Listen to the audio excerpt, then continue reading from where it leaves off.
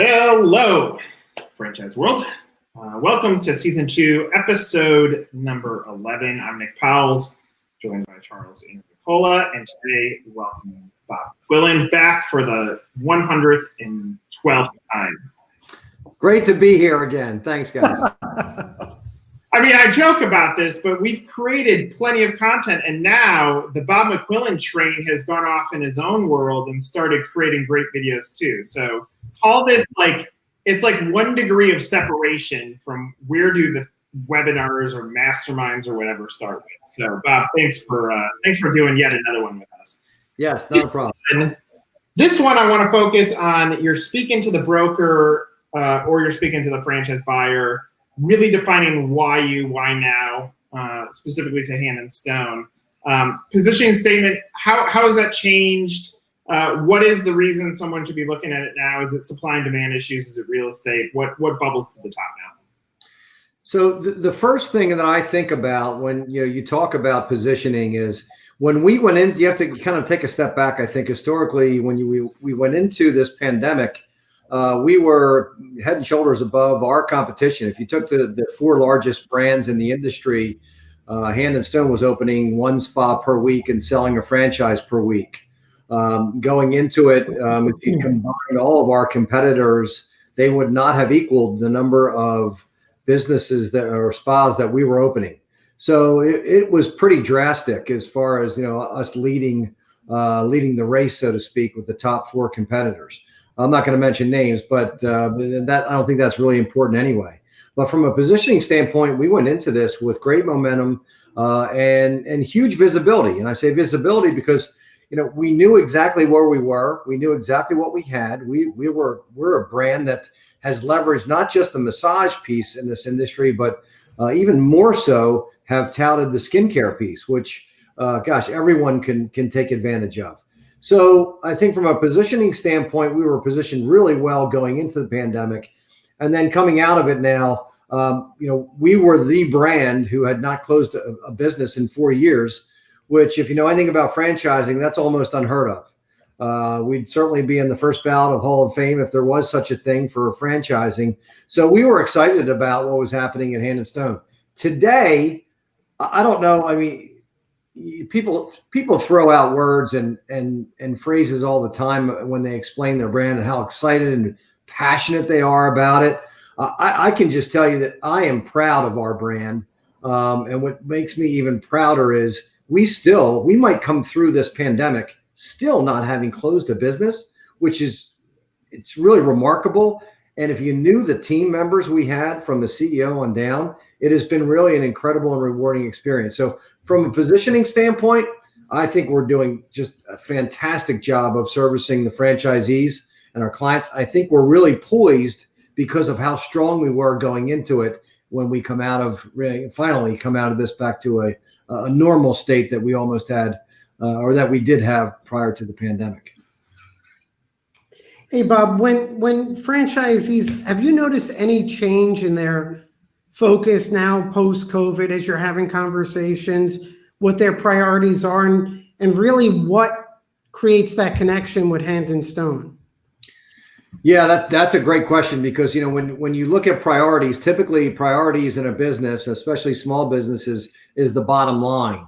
Today, the priorities have changed because our franchisees are so conscientious about what's happening with and for our employees and then with and for our customers or clients. So those are the things that I've seen.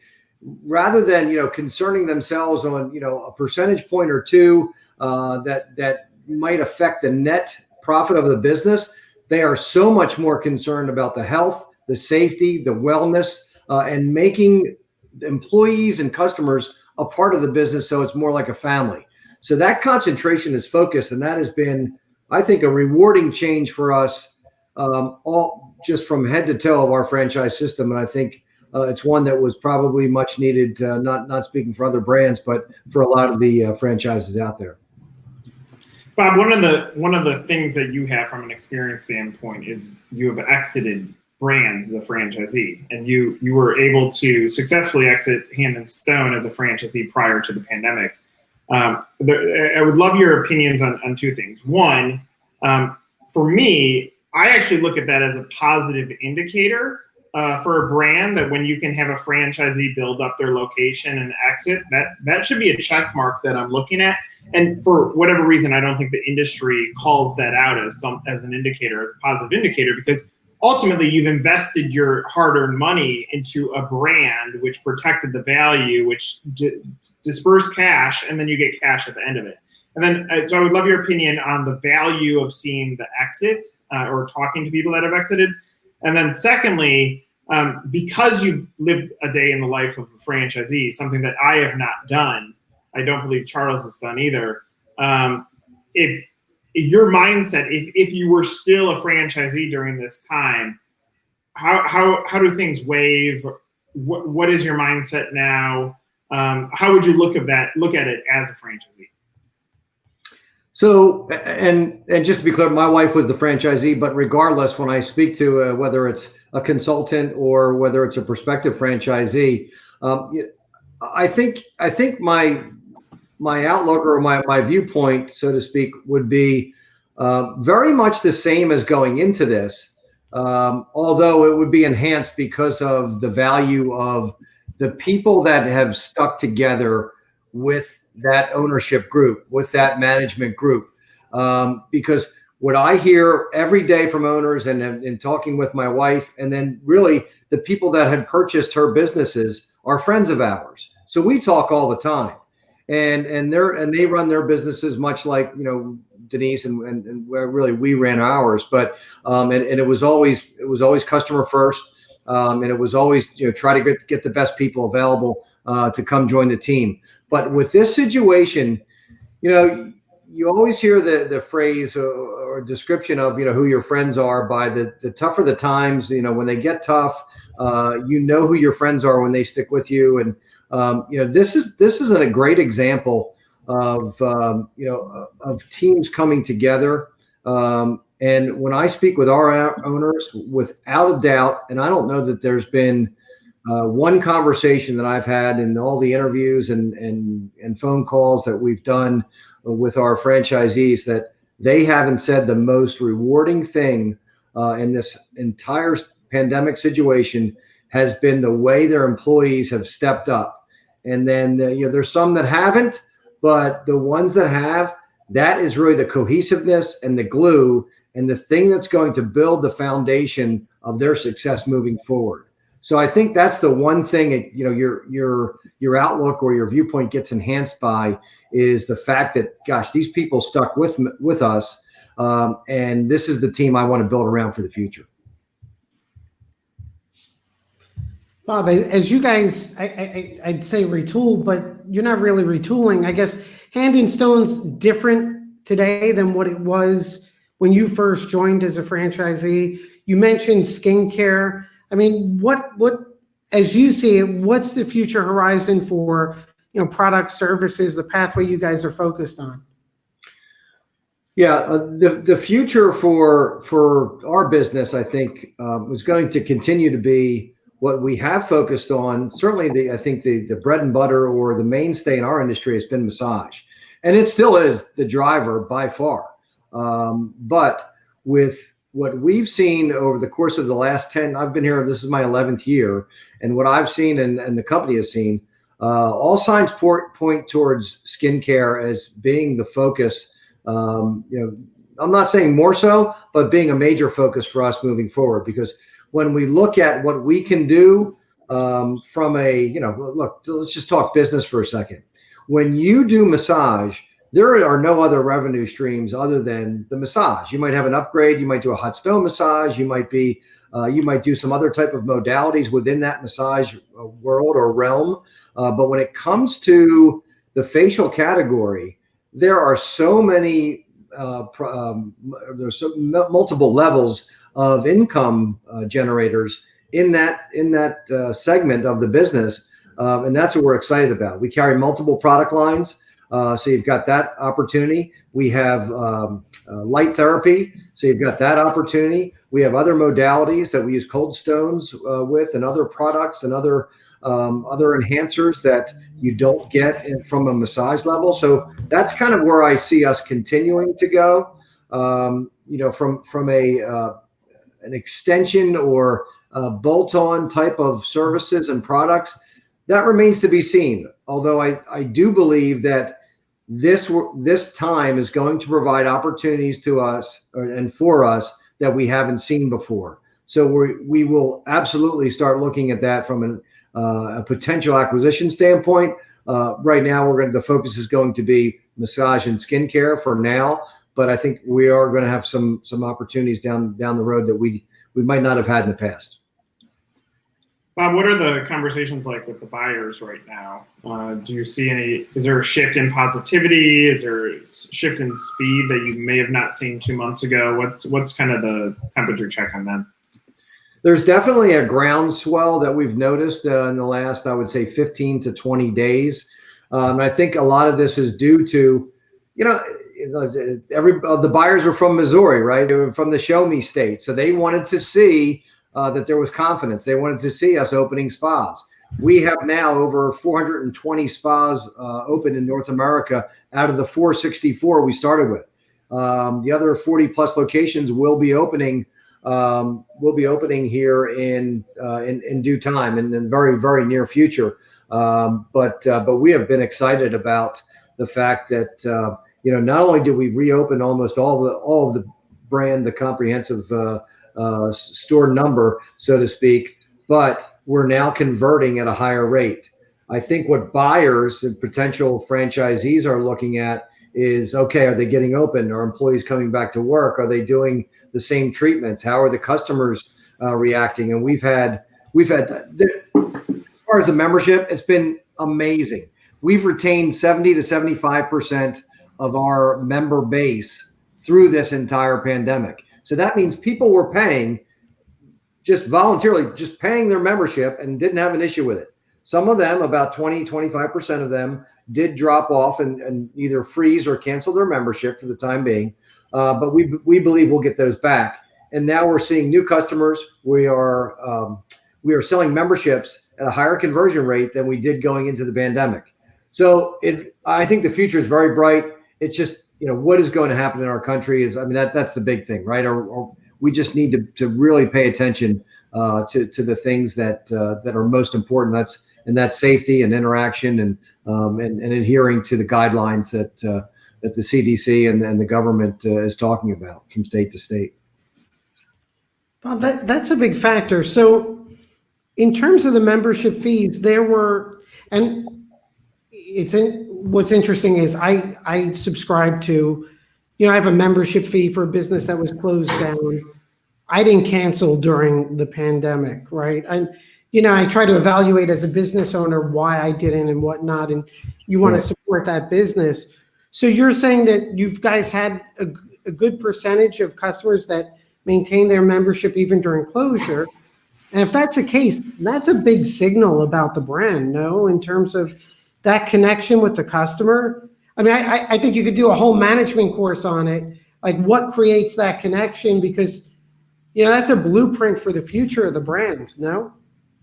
Yeah, it's really important because it's close to 75% is what the number is that we've retained as far as a membership is concerned.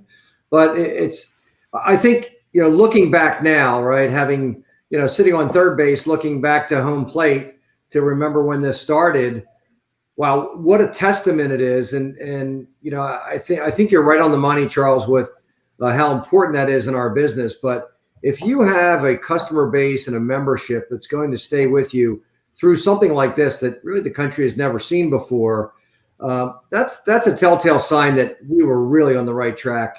And we had a very high bar set for our levels of customer service.